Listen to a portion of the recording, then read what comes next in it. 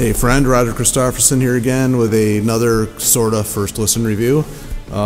Today they released the new Iron Maiden 40th anniversary edition of The Number of the Beast, including Beast Over Hammersmith, which is the live album. Actually came out, I think it was back in 2002 they originally released it, but it was recorded in '82, the day before Number of the Beast came out, so it's pretty cool. The artwork in this one and everything in this, it's actually got a write-up in here from Steve Harris, which is pretty cool. Now this is like, obviously everybody knows this is like their huge album right when Bruce Dickinson took over on lead vocals, and it was actually, I think it was the first Maiden album I got. I remember hearing Run to the Hills is the first song I ever heard from Iron Maiden. I mean, there was a song back on the radio back in the day called, there was a radio show called The Metal Shop, and this is one of the very first songs I ever heard. And the funny part is Kiss released their Creatures of the Night super deluxe thing today, which I'll be talking about later after I listen through it a little bit more. And the song I Love It Loud was also on that very same show, so it's kind of funny that these were both re-released. I can't even talk. Re-released today as well, so pretty exciting. Just checking through it. The thing I knew was I already knew ahead of time that they had a song replaced on this one. I didn't realize that they're replacing the song Gangland on this version of it with Total Eclipse. I thought they're just adding the song, but Gangland is gone. It's not even on this version, which I find to be a little bit odd, because it's not one of the more well-known songs, but it's still a song I enjoyed listening to. So it's kind of strange. I actually remember buying this album. I still have it. I bought the picture disc of it, and I just remember it because I got the big. I don't know, the big stereo system back in the day, and I had to get this album on, on record, because that's how everybody listened to things back when this originally came out. And the picture disc that just looks so amazing to me. I don't own very many picture discs, but that was one of the ones I bought, and I actually played it too many times and kind of wore out the grooves on the first opening song there, but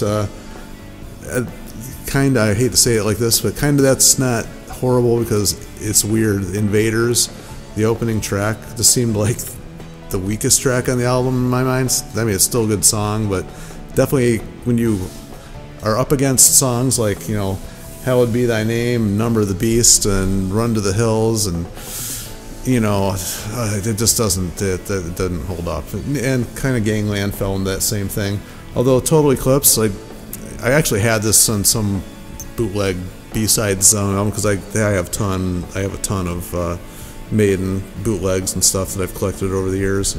So I actually had heard the song before, and it's really, I guess they like the song better than they like Gangland, but they said they rushed the album out so quick that they chose Gangland at the last second instead.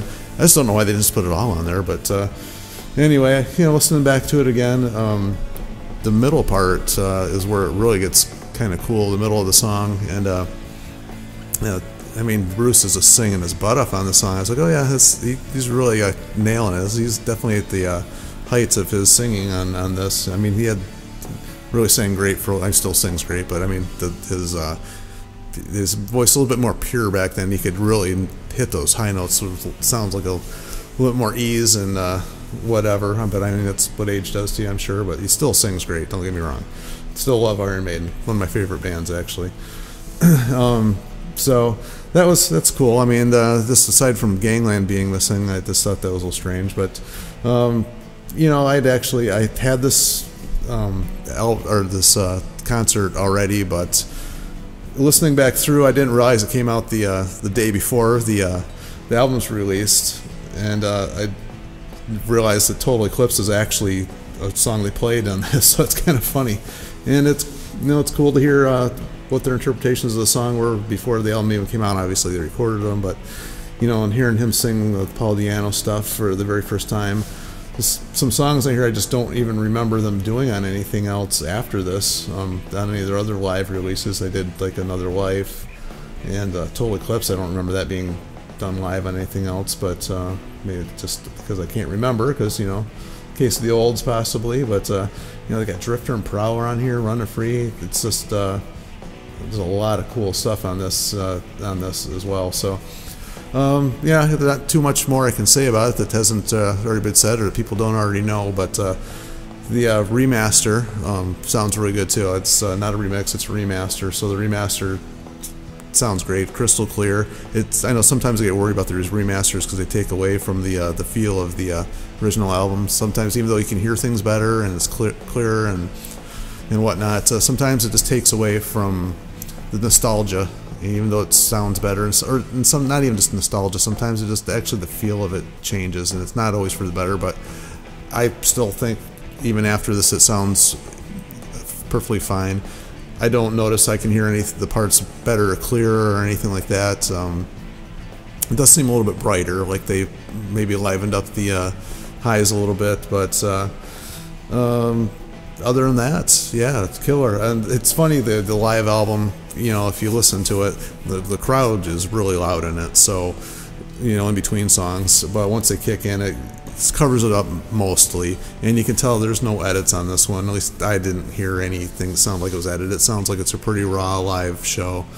Unlike some of the stuff, maybe I'm not saying that naming any certain songs, but I think they may have done that maybe on Live After Death. It's always been debated a little bit, so I don't know if it's true or not, but anyways, guys, tell me what you think. As always, I can't wait to hear the comments on this one. Love this band. Nothing bad to say about it, really. It's Maiden. I mean, this is like classic Maiden. This is like the stuff that I think we all fell in love with.